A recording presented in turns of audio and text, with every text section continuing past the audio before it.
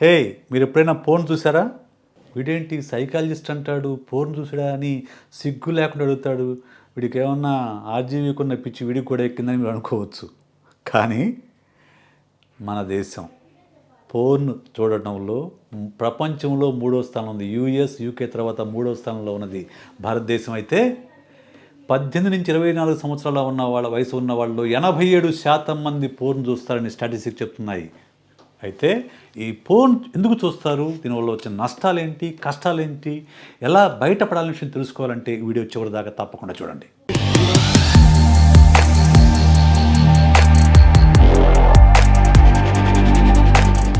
Hi, hello, welcome back to my channel psy talks. నేను మీ psychologist Vishesh. Pornography or porn addiction.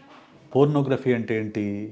ఇద్దరు వ్యక్తులు ఎలాంటి డ్రెస్ లేకుండా శృంగారం చేసేదాన్ని చాలా ఓపెన్గా చూపించే ఒక వీడియోస్. ఇవి కొన్ని దేశాల్లో చట్టబద్ధం, మన దేశంలో చూడడం ఓకే కానీ చేయడం అయితే చట్టబద్ధం కాదు, చట్టం అనుమతించదు. కానీ పరమ పవిత్రమైన భారతదేశం అని చెప్పుకునే మన దేశంలో మనకు అయ్యో ఒక బూతు, శృంగారం అంటే బూతు అనుకునే మన దేశం ప్రపంచంలో మూడో స్థానంలో ఉంది పోర్న్ వాచింగ్లో. అంటే పైకి మనం చిచ్చి అంటున్నా కానీ దాదాపు అందరూ కూడా చూస్తున్నారు.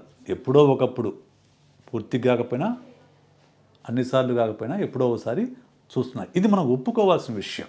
ఎందుకు చూస్తారు, ఎందుకు చూడాల్సిన అవసరం వస్తుంది, దానివల్ల లాభం ఏంటి, లేకపోతే నష్టం ఏంటి, దీని నుంచి బయటపడటం ఎలాగా అని అంటే ఎందుకు చెప్తున్నానంటే, ఈ మధ్యకాలంలో నా దగ్గరకు చాలామంది పేరెంట్స్ వాళ్ళ పిల్లల్ని తీసుకొచ్చారు. ఎందుకు సార్, వీడు ఫోన్లో బూతు బొమ్మలు చూస్తున్నాడు సార్, ఇంట్లోకి వెళ్తాడు, రూమ్లోకి వెళ్తాడు, తలుపు వేసుకుంటాడు, లాక్ చేసుకుంటాడు, లోపల ఏం చేస్తున్నాడో అర్థం కాదు, మార్కులు ఏమో తగ్గుతున్నాయి అని చెప్పి తీసుకొచ్చారు. తీసుకొచ్చినప్పుడు వాళ్ళని పిల్లల్ని కూర్చోబెట్టి అడిగినప్పుడు, సో చూస్తున్నాను సార్, ఫోన్ చూస్తున్నాం సార్ అని చెప్పారు. ఫోన్ చూస్తున్నామని చెప్పారు. ఎంతసేపు చూస్తాను అడిగా. ఎంతసేపు చూస్తా అన్న. అది అది కాదు, పర్లేదు చెప్పబ్బా అన్న. పర్లేదు చెప్పు, రోజు ఒక 2-3 అవర్స్ చూస్తాను అంకుల్ అని అన్నాడు. రోజుకి 2-3 గంటల సేపు ఫోన్ చూడడం అనేది ఇట్ ఈస్ అన్హెల్దీ ప్రాక్టీస్. దీన్నే అడిక్షన్ అంటాం. అడిక్షన్ ఏదైనా ఒకటే అండి. ఏదైతే ఒక పని ఎప్పుడైతే మన కంట్రోల్లో లేదో, దాన్ని చేయకుండా ఉండలేకపోతామో, ఓకే, అది లేకపోతే తహతహలాడతామో, దాన్ని అడిక్షన్ అంటాం. అది సిగరెట్ అయినా, ఆల్కహాల్ అయినా, గాంజా అయినా, పోన్ అయినా, ఏదైనా అడిక్షన్ ఈజ్ అడిక్షన్. ఓకే. అయితే అడిక్షన్ ఏంటంటే ఇదొక డిజార్డర్, సైకలాజికల్ డిజార్డర్. ఎందుకు? Addiction is nothing but escaping from the reality.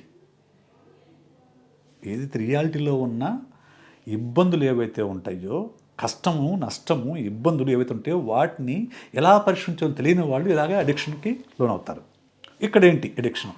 యూత్లో ఎందుకు ఉంటుంది పోర్న్ అడిక్షన్ అంటే, టీనేజ్కి వచ్చిన తర్వాత అందరికీ కూడా సెక్షువల్ హార్మోన్స్ అనేవి విపరీతంగా రిలీజ్ అవుతాయి. ఆపోజిట్ సెక్స్ పట్ల ఇంట్రెస్ట్ పెరుగుతుంది. ఆపోజిట్ సెక్స్తో సెక్స్ చేయాలనే కోరిక పెరుగుతుంది. కానీ అందుకు సమాజం అనుమతించదు, పేరెంట్స్ అనుమతించరు, ఆ అమ్మాయి అనుమతించదు, అంటే అబ్బాయి అనుమతించరు. లేదంటే వాళ్ళని పర్సుయేట్ చేసి వాళ్ళని ఒప్పించే స్కిల్ సెట్ వీడి దగ్గర ఉండదు. అంటే ఒక అమ్మాయిని ప్రేమించడం వేరు, సినిమాకు ఒప్పించడం వేరు, లేకంటే హోటల్కి ఒప్పించడం వేరు, సెక్స్కి ఒప్పించడం వేరు. చాలా కష్టమైన పని, especially in India, right? So అప్పుడు వాడికి ఆల్టర్నేటివ్ ఏంటి? ఈ ఇబ్బందిని తప్పించుకోవడానికి ఆల్టర్నేటివ్ ఏంటి? Open the mobile. ఇప్పుడు ఎందుకు, ఇంతకుముందు అయితే కొంచెం కష్టం, ఇప్పుడు అలా లేదు కదా. Every one has their own mobile and they can open it, they can watch it. So ఏమవుతుంది అని అంటే,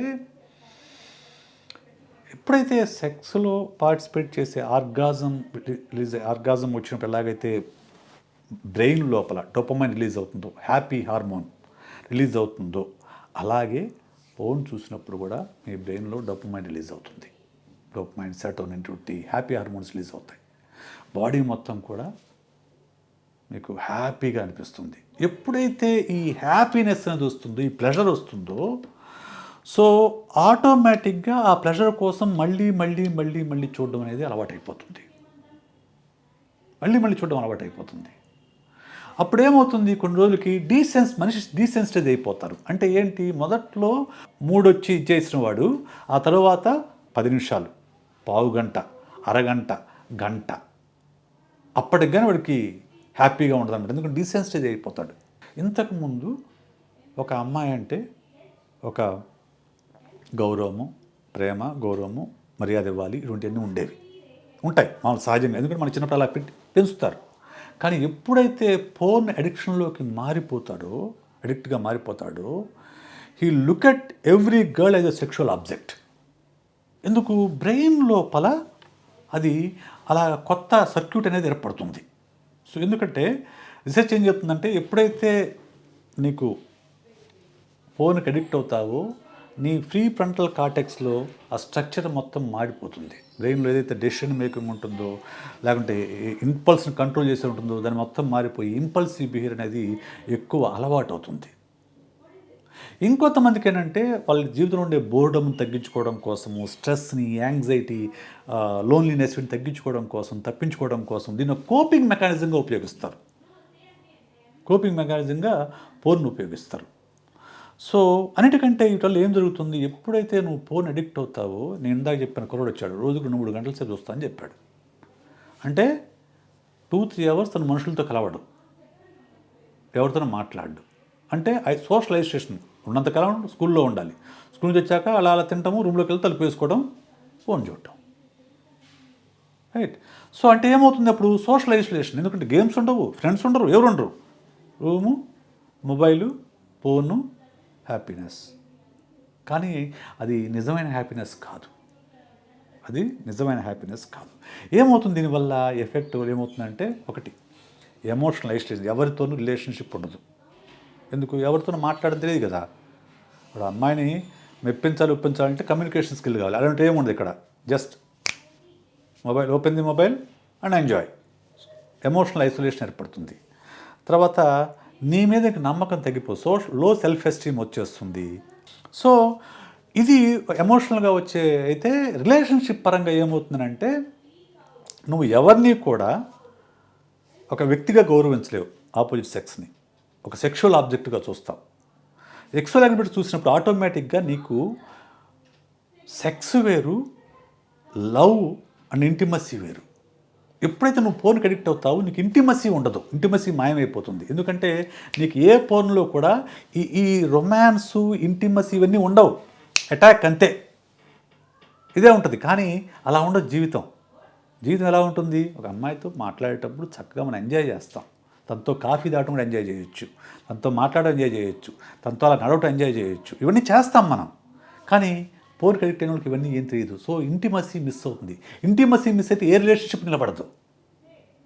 నువ్వెంత గొప్ప పోటుగాడివైనా కానీ రిలేషన్షిప్ నిలబడదు. ఎందుకంటే రిలేషన్షిప్ కావాలి, సెక్స్ మాత్రమే కాదు, ఇంటిమసీ చాలా ఇంపార్టెంట్ రోల్ ప్లే చేస్తుంది. రైట్.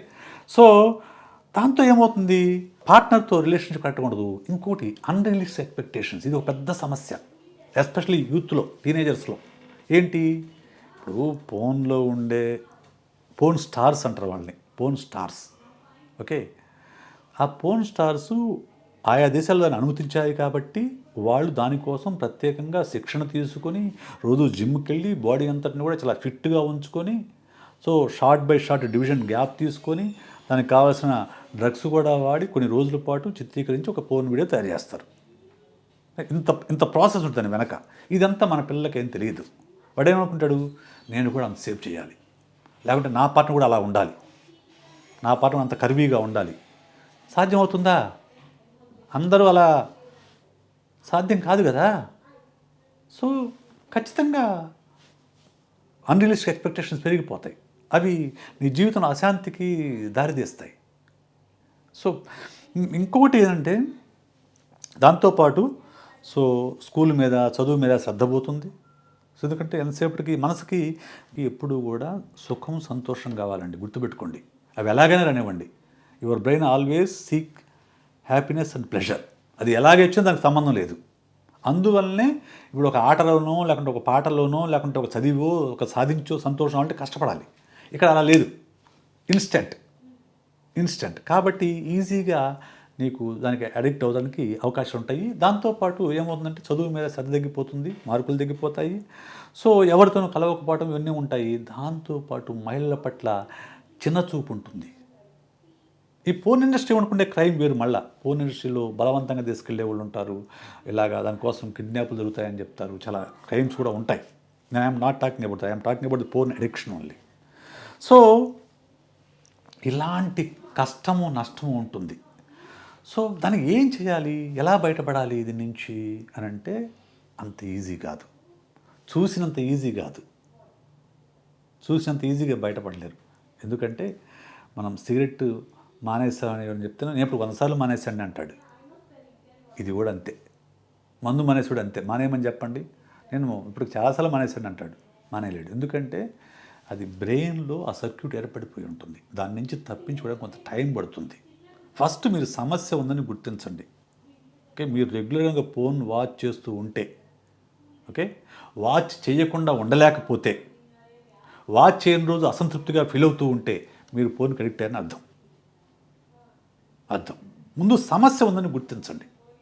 ఓకే, సమస్య ఉందని గుర్తించిన తర్వాత ముందు మీ ప్రయత్నం మీరు ఏం చేయాలంటే మీరు చూసే టైంని తగ్గించుకోండి. గ్రాడ్యువల్గా, ఒకేసారి తగ్గించడం సాధ్యం కాదు కాబట్టి గ్రాడ్యువల్గా తగ్గించుకొని అసలు చూడకుండా ఉండే స్థితికి రండి, లేదా ఎప్పుడో ఒకసారి చూసే స్థితికి రండి. అలా సాధ్యం కానప్పుడు వెంటనే ఏమాత్రం ఆలస్యం చేయకుండా సైకాలజిస్ట్ని కలవండి. ఏమాత్రం ఆలస్యం చేయొద్దు.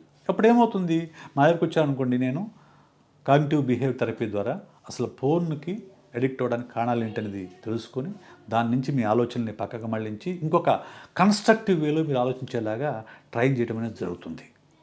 రైట్. సో అలాగే మనం మన మొబైల్ ఫోన్లో ఇటువంటి కంటెంట్ ఫిల్టర్స్ పెట్టుకొని ఇటువంటి కంటెంట్ రాకుండా ఉండేలాగా చూసుకోవడం. రైట్. దాంతోపాటు మనకు బోర్ కొట్టినప్పుడు, స్ట్రెస్ వచ్చినప్పుడు, యాంగ్జైటీ వచ్చినప్పుడు, కోపం వచ్చినప్పుడు ఫోన్ వైపు వెళ్లకుండా ఆల్టర్నేటివ్ కోపింగ్ మెకానిజం డెవలప్ చేసుకోవడం. ఇది అందరూ చేసుకోవాలి. రిలాక్స్గా ఈత కొట్టచ్చు అవకాశం ఉంటే, లేకుంటే వాకింగ్కి వెళ్ళిపోవచ్చు, పాటలు వినొచ్చు, ఫ్రెండ్స్తో మాట్లాడవచ్చు. ఇటువంటి చాలా కోపింగ్ మెకానిజమ్స్ ఉంటాయి. హెల్దీ కోపింగ్ మెకానిజంని మనం అలవాటు చేసుకోవాలి. సో దీంతోపాటు మెడిటేషన్ లాంటిది, మైండ్ఫుల్నెస్ చేయండి. ఇవన్నీ ప్రాక్టీస్ చేయండి. ఇవి చేశాక కూడా మీకు సమస్య పరిష్కారం కాకపోతే మాత్రం ఏమాత్రం ఆలస్యం చేయకుండా సైకాలజిస్ట్ని కలవండి. మీ సమస్యకు పరిష్కారం దొరుకుతుంది. సో ఈ వీడియో మీకు నచ్చినట్లయితే లైక్ చేయండి, షేర్ చేయండి, సబ్స్క్రైబ్ చేయండి. మరో వీడియోతో మీ ముందుకు వస్తాను. నేను మీ సైకాలజిస్ట్ విశేష్.